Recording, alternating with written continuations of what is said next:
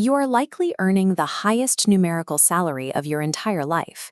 Yet, if you look at your bank account and your monthly expenses, you probably feel poorer today than you did 5 years ago.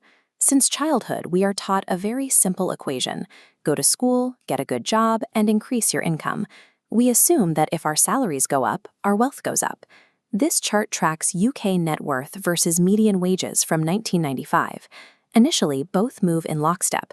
Following the light blue line, salaries barely crawl upward over 25 years, but the dark blue wealth line decouples from labor, shooting upward until it nearly doubled.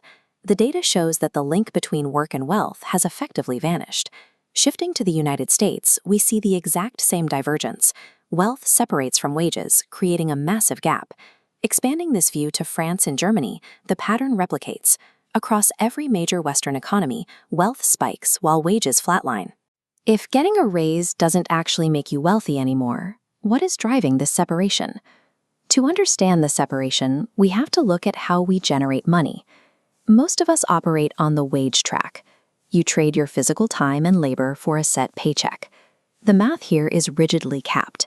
There are only 24 hours in a day, which means there is a hard physical limit on how many billable hours you can ever work. With inflation and taxation, the system works against you. A standard 3% raise gets consumed by the rising cost of living, like running on a treadmill. You output more physical energy each year, just to maintain your exact same purchasing power. Because it relies on finite time, this linear engine cannot scale. Relying on it alone guarantees financial stagnation. The wealthy operate on a parallel system, the asset engine. This track doesn't rely on physical labor. It relies on ownership. When economists measure net worth, they are primarily looking at appreciating assets. That means real estate and property scaling up in value over decades. It also includes business equity and the broader stock market. These vehicles operate independently of the standard 9-to-5 work cycle. The math here is entirely different.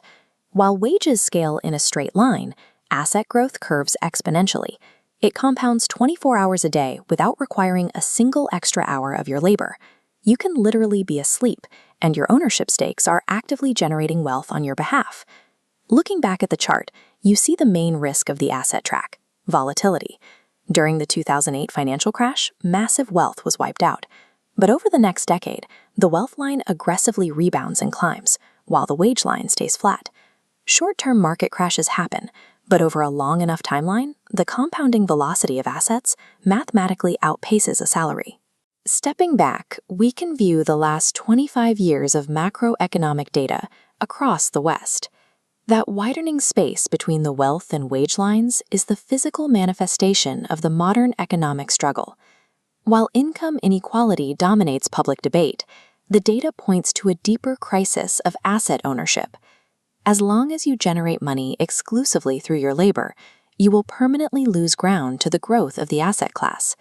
Your career is an excellent tool to generate capital, but it cannot be your only financial vehicle.